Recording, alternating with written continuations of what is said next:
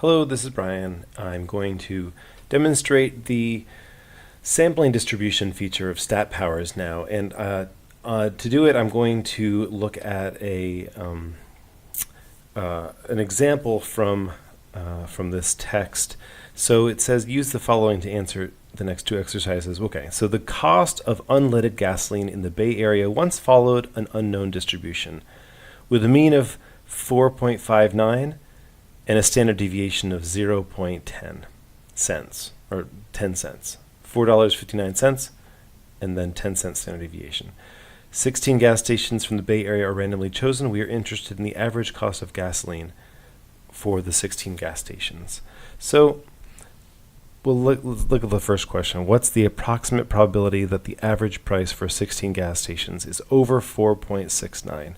Let's put the parameters in to the calculator. So coming over here, we have the sampling distribution for the mean. It is going to be bell curve shaped, and it's going to be either use either a t distribution or a normal distribution.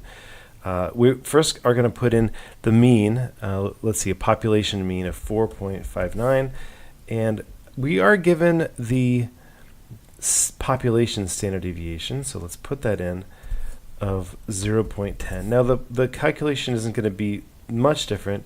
If you look down below, it says it's going to use and let's put the sample size in 16 gas stations.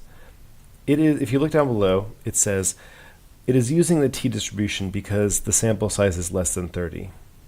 If I wanted to force it to use a normal distribution, I can click that, and I'm using a normal. You can see as I click that, the curve changes, the shape of the curve changes. The t distribution has fatter tails, but I'm not going to change that because I think it's good practice to use a t distribution in general.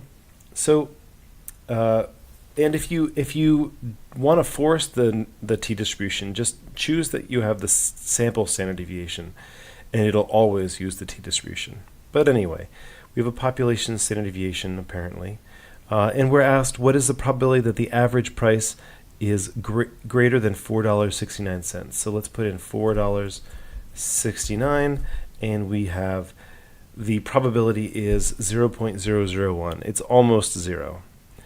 You can see also that the sampling distribution calculator will give you the mean of the sampling distribution as well as the standard deviation of the sampling distribution. So it gives you the standard error. And I can also ask, say, like what's like what would be, you can calculate percentiles in the same way you do for any other probability calculator, or for the continuous ones at least. The other thing that this has is sampling distribution for a sum, which is going to look almost identical. The only difference is we're looking at the probability that the sum is greater than this or less than that.